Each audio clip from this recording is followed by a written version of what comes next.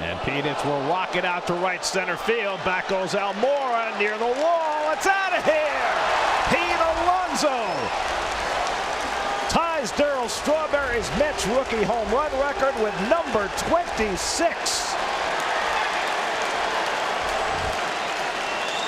Got it up in the air against the wind to right center. Alonso gives the Mets the lead, and less than halfway through the season, he's already etched his name in the Mets records book. A lot of curveballs in that at bat, and that looked like a curveball too. Just generates so much power. Loves that ball down. He can hit the ball up too, but he loves it down.